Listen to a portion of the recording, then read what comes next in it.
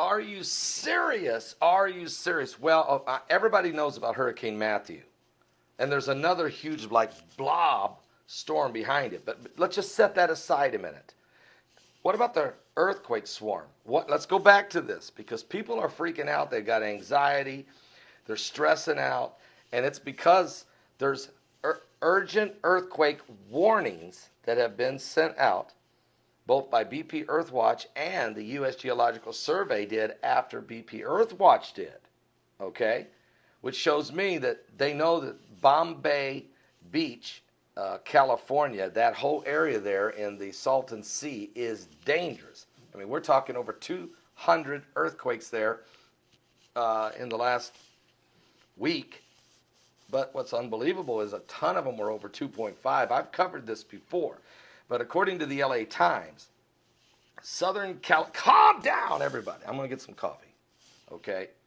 And just calm down. According Southern California, they've learned to live with the risk of earthquakes. But over the last week, anxieties are particularly been heightened, and the natural denial, that is part of living in an earthquake country. It's hard to pull off right now in Southern California when the ground is shaking all around you. Now, especially when you know the San Andreas Fault line is so overdue. Now, a swarm of seismic activity at the Salton Sea that began a week ago prompted scientists to say there was, without question, folks, there was an elevated risk for a big San Andreas Fault earthquake. That today I want to say that risk has lessened a little bit now. It has lessened, and that's good. But the impact of that warning is still being felt psychologically and emotionally among the people. For some, it meant checking quake safety list, but that's good. Others looked at preparing for the big one in other ways, and such as bolting bookshelves to the walls and installing safety latches on kitchen cabinets and strapping down televisions in case things shake loose. So San Bernardino, which is on the San Andreas Fault, took the unprecedented step of closing down City Hall yesterday and today, okay, over concerns about how the structure would fare in case of a big quake. We haven't had an alert like this before, said Mark Scott, the San Bernardino city manager. We're not trying to suggest that the alert is an impending catastrophe, but we're just trying to use an abundance of caution, and we care about the safety of the public and our employees. The city had already been planning to vacate the 7-story building within the next few months, and the City Hall building was constructed before the earthquake of 1971.